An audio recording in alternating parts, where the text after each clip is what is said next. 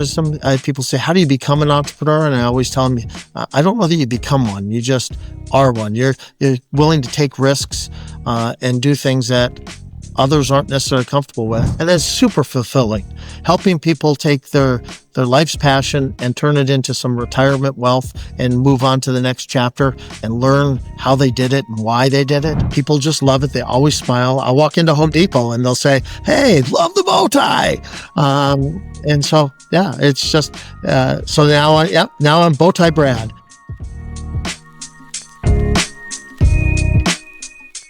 Welcome back to another episode of The Founder's Hustle. We have today's guest, Brad Scoffin from Advanced Business Brokers. Quite frankly, what he does is he helps people out buying and selling businesses. So very fascinating and extremely intelligent in the world. So I am thrilled to have the conversation with him today. So welcome to the show, Brad. Oh, thanks for having me, Judy. And it's funny because a lot of people always ask me, did you always want to be a business broker? And it's not like, as a kid, do you want to be a business broker? It's not something that comes up. But it's definitely been an interesting path in how I got here. So always felt like I was entrepreneurial. Got my start in entrepreneurism back in middle school. I used to walk to school out in Southern California, and I'd stop by the local pharmacy and buy a bag of Jolly Ranchers, and I'd take it to the campus and sell that, or started off in my own real business, having a paper route. So, Yeah.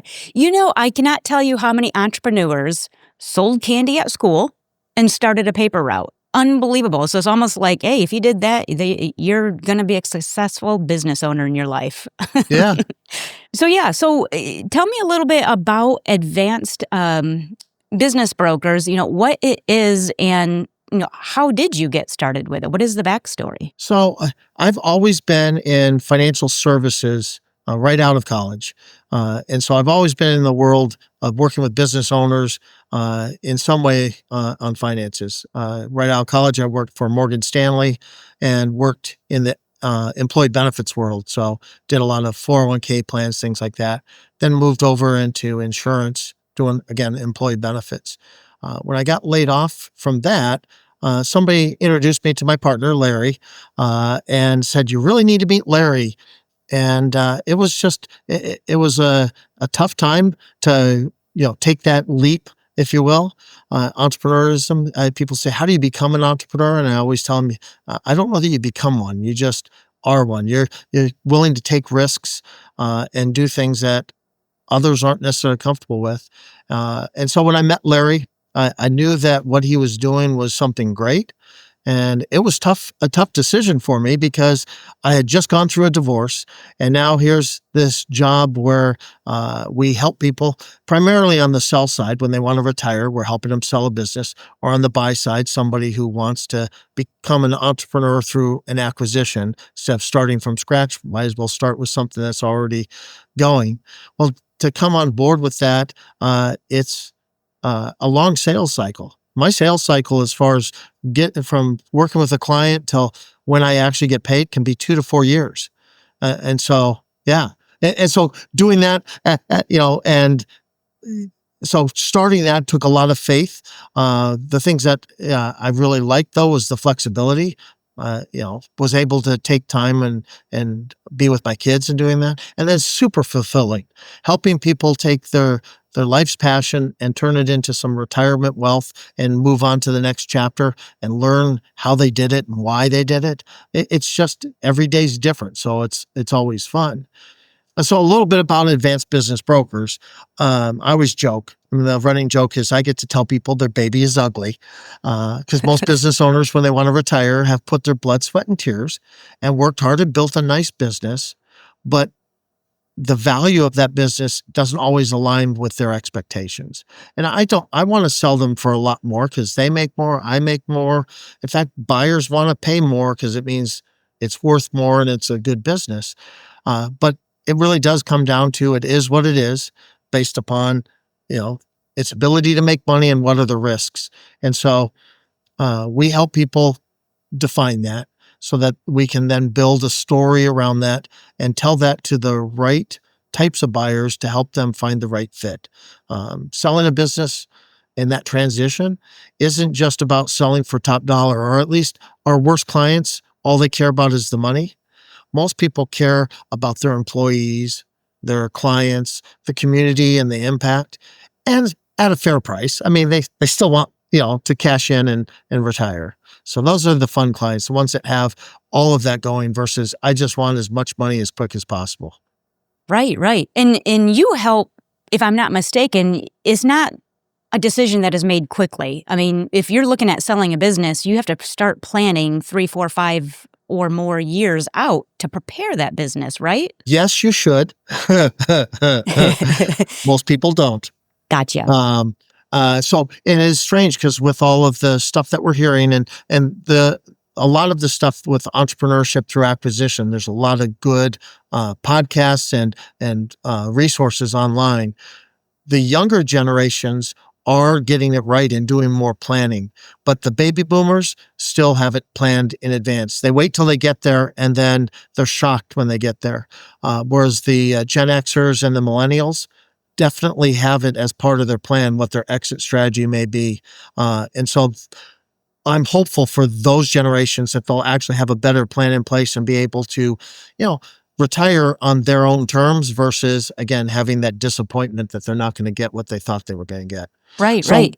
if you are planning in advance, 3 to 5 years is a great time frame. Most people, it's 3 to 5 weeks. 3 to 5 weeks, nice. And Okay. you can't change anything. No. Again, you can't make it better. You can't make it prettier. And the other side of it is if you've grown a really good business, and grown it fairly large to where you're going to attract all sorts of buyers, whether it be private equity or family offices. And we could get into the terminology at a different day, but those bigger buyers are going to expect the seller to stay on for anywhere from 2 to 3 years. So if you want to retire in 3 years, you've got to sell it now. Well, you need to plan 3 years before that. So 5 years ahead of time. Right, right. Well, and you had just mentioned that the younger generations tend to plan a little bit more.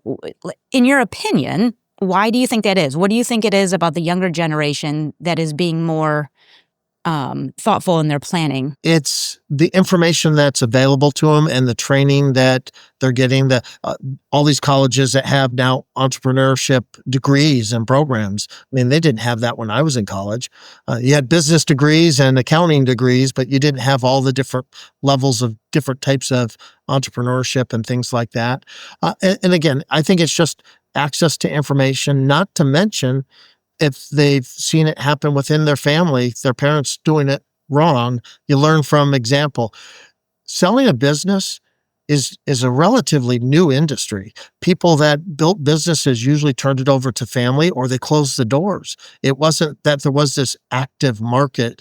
If you've got a nice business, whether it's a $200,000 dog grooming business or a $20 million manufacturer, there wasn't a place to actually find a buyer for it if it wasn't within your immediate circle of family and friends. Now So, there's this whole market. yeah, so what was your aha moment? If this is a relatively new industry, the selling part of a business versus handing it down generationally, what was that window of opportunity? What did you and or Larry, the other co-founder, what did you guys see that kind of knocked you over the head that said, this is an opportunity to seize on? Yeah, no, great question. So for me, the why of jumping into this, because again, going from a nice sales job that I had nice benefits and car allowance and all sorts of good stuff to now I'm on my own. It really was looking at just the demographics and the opportunities to make an impact, and also get paid for that. But it isn't for the faint of heart, because I had a good friend that is in this industry and said, "There's no barrier to entry. Anybody can do it. There's huge barriers to success because of the timeline and being able to invest what it takes to really." Make it a success. And so the aha moment for me was just looking at the sheer numbers. I've always had a heart for mentorship and giving back to business community. I've done a lot of volunteer work with SCORE, SBDC, SBAM, and just in working with them, knowing where people are, I've seen way too many people start businesses and fail. And guess what? They could have bought a really nice business that's already profitable, and it would have saved them some of those mistakes. So it's really that easy. It's just looking at the demographics, the baby boomers, knowing that I'll have steady path of clients for the next 5 to 10 years. I mean, the numbers are just staggering. In the country right now, 51% of all businesses that are privately held are owned by a baby boomer. That's They huge. have to do something with it, whether it's sell it, whether it's turn it over to a kid, or close the doors. And that's, again, the sad thing is still more than 40% of them will just close the doors. And that Well, shouldn't happen. Are you starting to see a little bit less of that generational, the hand down to the kids? Like, are you seeing less of that and more of the closing of the doors? So less of the hand down, yes. More of closing the doors, no. But it's still been high. But yeah, there's just more options, whether it's sell to employees or to key management, or find a third party interested in taking over the business. But again, there's all sorts of different, whether it's an individual financial buyer, a small investment group, these things called family offices, a strategic buyer, a competitor that's buying market share. There's just a lot more activity, and there's a lot of money looking for opportunities. Now they're looking for good opportunities. They're not looking for, my restaurant's failing, help me sell it for millions of dollars. That's not what they're looking for. Right. Hence the start planning 3+ years in advance to get your business looking good. So let's just back up real quick. You hit on something that I'm curious about. There are people that focus on failing businesses that will go in, swoop in, buy a business that is failing, and then turn around, make a few operational changes and almost flip the business, if you will. Do you see a lot of that, or do you deal with a lot of that? I don't deal with that. Do I see it? Yes. In fact, somebody who just joined our team down in Indiana did a lot of turnaround business, where Okay. he helped small manufacturers turn around, build a management team, and right the ship, if you will. And yeah, there is money to be made. It's kind of like flipping a house. But there's also plenty of money to be made where you buy a business that's run well enough and then apply some good business principles to it and run it really well. And you can substantially increase the value of the business. Right. Okay. Interesting. So if you had to explain your entrepreneurial journey so far in 3 words, what would they be? Yeah, it would be faith, flexibility, and fulfillment, or fulfilling. Awesome. Yeah, expand on the fulfilling part. I mean, you talked a little bit about it with your time and freedom and flexibility, but explain a little bit more on the fulfillment aspect. So we just had a gentleman that was 86 years old sell a business. Okay. And he did not want to sell. Okay. It's that generation where his sense of purpose was showing up to the manufacturing plant every day, saying hi to everybody on the floor. And his son was running the business. His son was 65. Said, "Dad, I want to retire and do things while I still can." And so, this guy, old school, built the business by, blood, sweat, and tears and a lot of grit. Was hard talking him through the process of where it would land. Because again, he had visions of grandeur that, defining his worth and his sense of purpose had to have a big number to it. And it was a decent number, but it was probably half of what he originally thought. Yet then, when we finally got through it, he's now best friends and meets one of my agents for coffee once a month, because it's helping him transition into that. And now, he's found a new piece and a new purpose, and he donates a lot back to society. Or we had this other one out, here in Michigan, the Lakeshore, it was a family run business. Husband and wife had owned it for 30+ years. Husband had passed away recently, 2 years prior. And the lady, again, almost 80 years old, was ready to transition so that she could spend more time with grandkids. Sharp as a tack, wonderful lady. We actually had 4 different buyers and offers, and the one that she decided on, she comes back to us and says, "This is the son I never had." And it was that kind of thing. She still goes in and sees them quarterly, goes in for meetings, because it was important to her that her 10 employees had a good owner and somebody that. So again, that's the kind of stuff that's really fulfilling, is helping people achieve what they want, that exit or that next path. I love the backstories. I love hearing the success and that compassion of people. That's really cool. Yeah, very nice. So, as scary as it was when you jumped on board with Advanced Business Brokers, how did you go about building your book of business? Like, what was your marketing tactics? Yeah. Bootstrapped a lot of it, right? So our business was built, and now our marketing and growing to the next level has changed. So we can talk about that too. But at first, it was just Larry and I, a 2-man team. Larry, my partner, had been doing business appraisals and a little bit of buying and selling. And when I joined the team, that we flipped the focus to be all on the transactional side, the buying and selling, and a little bit of valuation work. We still do a lot of valuation as part of our service, but that's not what we wanted to be known for. And so we built a website and worked hard at growing an email distribution list. That was instrumental. That was number one, the best thing that we did. Our email list is still growing. It's at about 110,000 right now. Wow. Yeah, And and so how did you build the list? so it through different things. I had a lot of contacts already, but and we paid for a few subscriptions to a few things. LinkedIn was a huge proponent to adding to the list. So Larry had different connections than I did, and then as we added other agents, the they had their contacts and we added those in. So it's just organic. And then as we put business up for sale, different people inquire, they get added to the list, and we get known. And people say, "Can I get added to your distribution list?" And it just kind of keeps growing. But LinkedIn was it was funny. I used to have a LinkedIn profile that I had about 1,500 connections. And I knew each one of them, some better than others. And I had a person that was a LinkedIn marketer who said, "Well, there's 2 ways to go. You can either know everybody or you can just connect with everybody that you would like to be connected to." And so I started doing that. I have about 9,000 connections on LinkedIn. I Oh, guarantee you, I don't know each one of them, right. but it was one way to get in there. And then a lot of networking.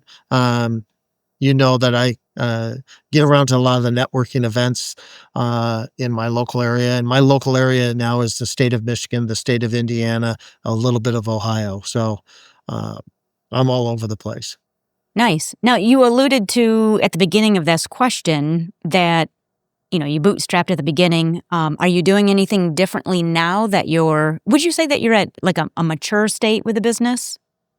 We're definitely what we would call second stage. We're Okay. not, startup. We're not early stage. We've grown from the 2 of us. Now we have 10 people on the team, and then we have a paid marketing company that handles all of our video work and our SEO and a lot of our blog posts and things like that, which, used to all be homegrown. Now we're outsourcing that. So, knowing you took a big risk of faith coming into this business, coming from a steady Eddie paycheck to entrepreneurism, was there any moment in that beginning journey where you just wanted to throw the towel in and like, my gosh, what did I do? No, honestly not.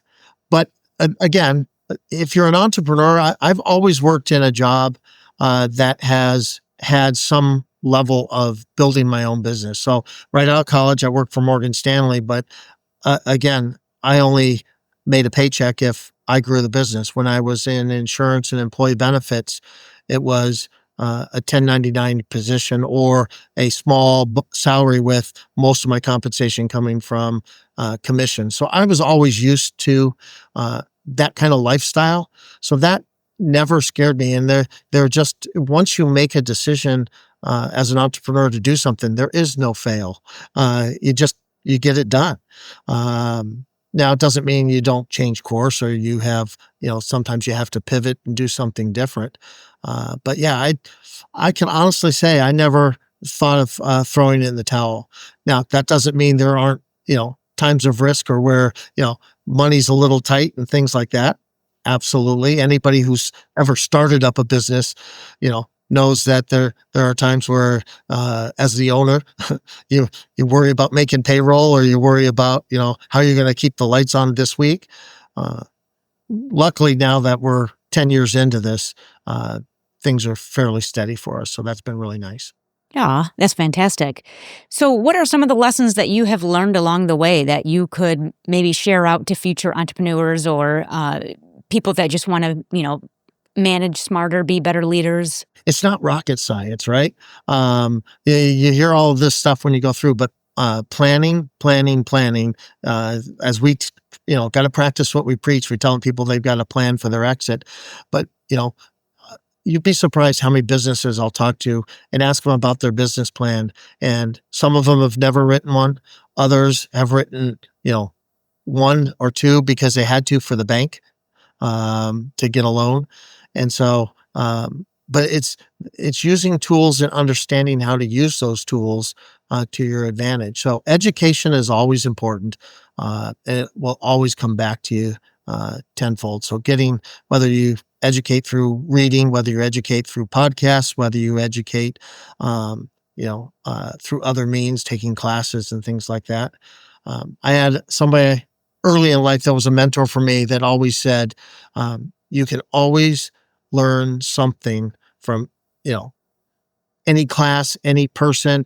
And so instead of going there, that was a colossal waste of time going to this. Just come away with one thing that you can add to your repertoire, whether it's something that you do differently as a best practice or something that makes you a better person.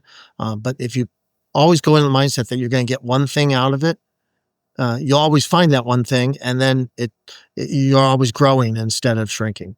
Being as successful as you are, what are you most proud of? As far as that goes, it's just, I'm proud that we're now able to provide a platform that others can participate in, meaning bringing on new agents and people into our world.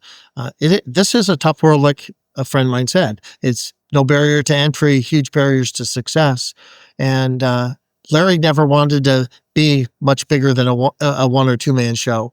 And I always saw the vision of that we needed to be somewhere around, 10 to 12 to really be successful. And that then makes it easier for us to do a better job because working together. So putting all this stuff in place that we have and giving people an entry point to come into. So that we just had somebody that our most recent hire was a gentleman down in Indiana and in Fort Wayne. And he's actually been part of private equity in the past. He's built businesses, he's done turnaround, and he's wanted to do business brokerage.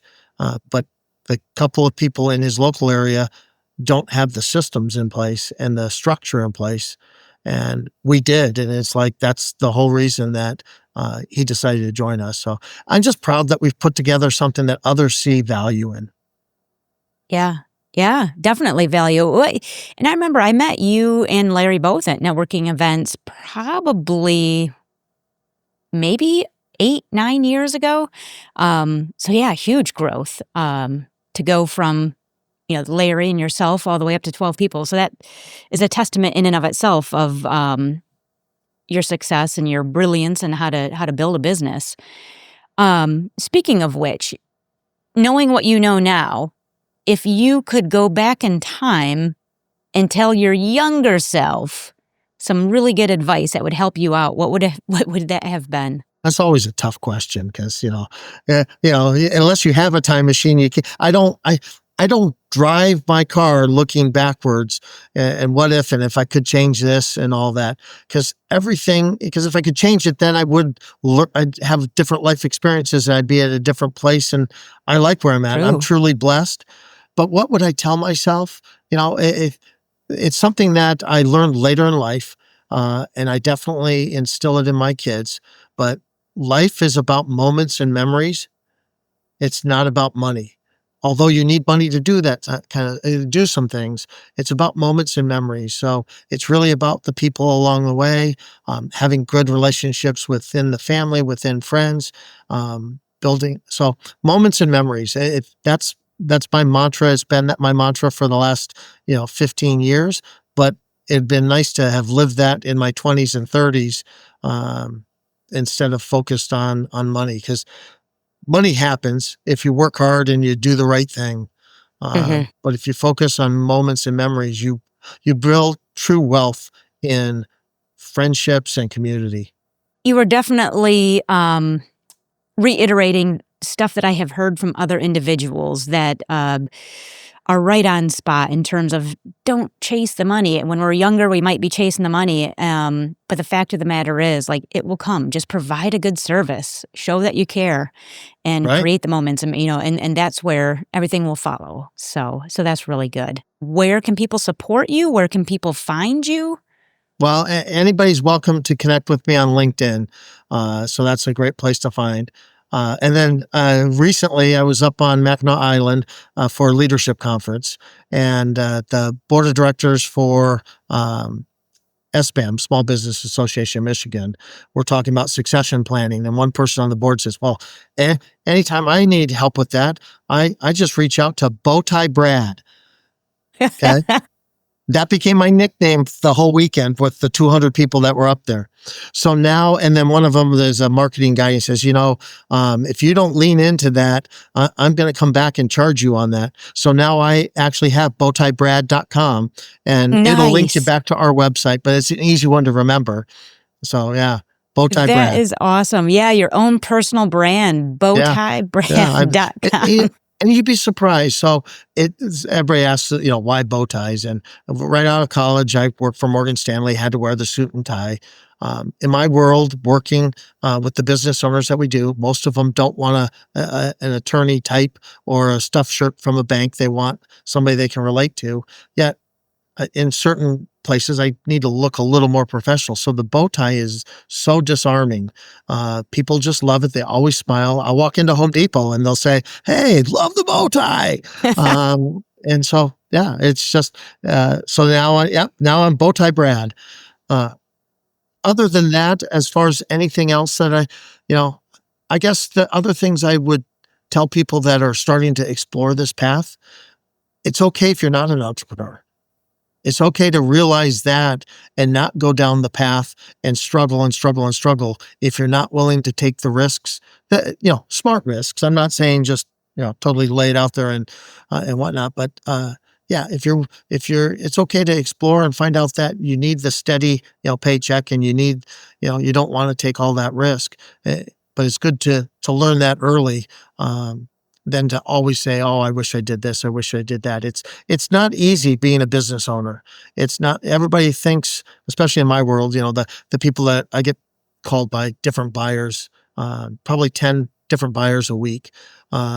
That is so, and out of that, only 2% will ever buy a business, but they all want the lifestyle. They see a business owner that's, making $500,000, has a nice house, and takes nice vacations. It's like, okay, you can have this business for whatever price it would cost you, but you're not going to start off making $500,000 a year, because you're going to have to pay a loan. You're going to have to, there's other costs. You're going to start off at a nice salary and build it back up to that. But it takes work to get to where, it's providing that lifestyle and whatever that may be, whether it's travel, whether it's money, whether it's, doing good and philanthropic things in the community. And luckily I get to do kind of all of those. I really like giving back. Aw. Now, are you finding that is there a certain age group that seems to be more entrepreneur in spirit in buying businesses right now, whether it's the younger generation, or are you starting to see an influx of, say, 50-plus-year-olds that are wanting to start their own business? Start? No. I mean, a 50-year-old doesn't want to start. They definitely are looking to buy and add their acumen to an existing business. There is a lot of chatter online. It scares me. The online world. I love I love AI. I love online and the resources we have, but You may remember back in I think it was the 80s, where people were going around the country having these big workshops on how to make a multi-million-dollar real estate portfolio and get rich, and you don't have to put any of your own money down. Well, that didn't happen. And hundreds of people would go to those workshops, and the person getting rich was doing the workshops. I'm seeing that online now. Buy a $250,000 cash flowing business with little or no money down and get it done in 90 days. And it's like that whole get rich quick, easy path. That's Yeah. not where it's at now. Buying quality businesses that you can then, scale up and or put together with other businesses and make a nice portfolio. Wonderful. And it will take some work and some elbow grease. So if you're buying it because you want the easy route, no. If you're buying it because you want to build something, create something, grow something, absolutely. And so we are seeing a lot more younger people exploring this because of all the talk through the colleges and through different channels of that entrepreneurship through acquisition, or they sometimes call it ETA. And so there's a lot of that out there. And so we are seeing more younger ones exploring it. Challenge is the biggest resource they lack is funding. Yes. Yeah, everybody wants a $10 million business, right?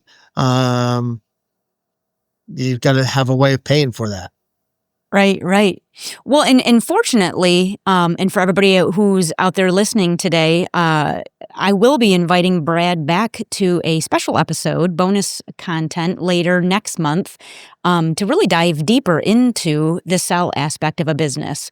And so maybe we'll get into a little bit of the funding aspect as well. But definitely having Brad back, he is a wealth of knowledge.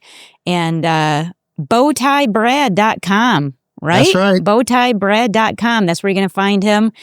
Reach out, connect with him on LinkedIn, build your own community with him, network with him.